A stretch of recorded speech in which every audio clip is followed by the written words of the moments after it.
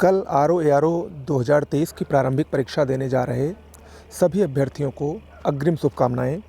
देखिए, कुछ महत्वपूर्ण बातें हैं जो आपके लिए ज़रूरी हैं। पहली भी चीज़ तो एग्ज़ाम सेंटर, आपका जो भी एग्ज़ाम सेंटर है उस पर आप लोग टाइम से पहुँचें, लगभग आधे घंटे पहले ज़रूर पहुँच जाएँ, क्योंकि अगर आप लेट होते हैं तो फिर आपकी सारी मेहनत बेकार हो जाएगी। आपने जो इतने दिनों तक मेहनत की है, मन लगा के पढ़ा है, क्योंकि वहाँ पर कोई भी सोर्स सिफ़ारिश काम नहीं आती है। अगर आप लेट हो गए, गेट बंद हो गया, तो फिर कोई उसको खुलवा नहीं पाएगा। दूसरी बात, अपनी जो जारी ज़रूरत की चीज़ें हैं, ख़ासकर एडमिट कार्ड, आईडी प्रूफ़ वग़ैरह और फ़ोटो वग़ैरह, इन सब को आज ही आप लोग मेंटेन कर लीजिए, ताकि सुबह किसी प्रकार की जल्दबाज़ी ना रहे और टाइम से निकलिए, थोड़ा समय पहले लेकर निकलिए। ओके।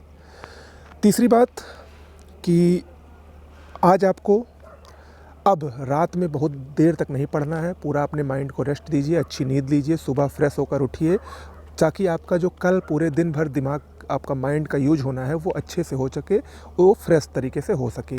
ओके। इसके बाद सबसे ज़रूरी बात ये है कि कुछ लोगों को बहुत डर लग रहा होगा कि कल पेपर है, खासकर जो पहली बार बैठ रहे हैं या जो कई बार भी बैठते हैं। चूँकि बड़ा पेपर है तो ऐसे में कंपटीशन भी टफ़ है, आजकल के हिसाब से बहुत सारे फॉर्म भी पड़े हैं, तो उन सबको देख कर बहुत लोगों को डर लगता है कि कल क्या होगा। तो देखिए, घबराने की ज़रूरत नहीं है। वैसे ये डर आपके लिए पॉजिटिव का काम करता है, उत्प्रेरक का काम करता है, क्योंकि अगर डर नहीं रहेगा तो आप लोग आराम से बैठे रहेंगे, इधर उधर कुछ पढ़ना तो पड़ेगा नहीं।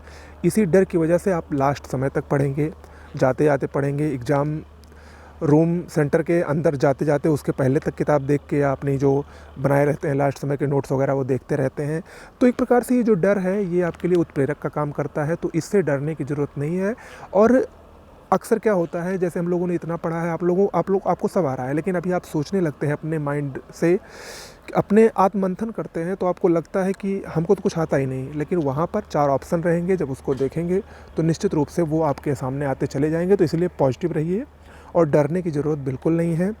दूसरी बात ये है कि कितना प्रश्न करना है। देखिए, ये कितना प्रश्न करना है, ये आपको अपने अनुसार तय करना है। चूँकि पेपर का पैटर्न क्या रहेगा, पेपर कठिन आएगा कि सरल आएगा कि मध्यम आएगा, ये तो पेपर देखने के बाद ही पता चलेगा। और वहीं पर आपको डिसाइड करना है कि हमको इसमें कितना प्रश्न करने हैं। बस ये ध्यान रखना है कि माइनस मार्किंग है, लेकिन इसका भी ध्यान रखना है कि हिंदी में जो 60 प्रश्न हैं वो आपको पूरे के पूरे करने हैं। मैं तो यही कहूँगा कि आप 60 के 60 अटेम्प्ट कीजिए निश्चित रूप से। और रही बात जीएस की, तो जीएस में आपको कुछ मेथड का यूज करना है। अगर आप नहीं जानते हैं तो सबसे पहले आपको क्या करना है, जो आप 100% श्योर हैं जिन प्रश्नों को, वो करते जाना है और प्रश्नों को छोड़ते जाना है, बीच बीच में उसको अंडरलाइन या गोला करते जाना है, ताकि बाद में पता चले कि ये प्रश्न हमने नहीं किए हैं।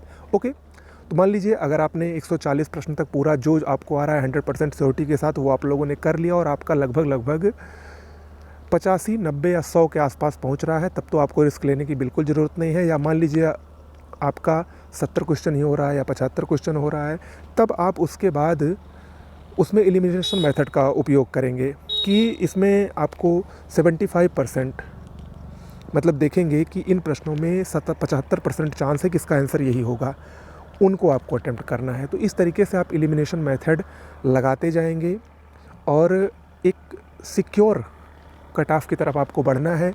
अब रही बात कि कट ऑफ कितनी जाएगी, तो ये भी अभी कह पाना मुश्किल है, लेकिन जो अनुमान है 125 से कम तो नहीं रहेगी और 135 से ऊपर भी नहीं जानी चाहिए।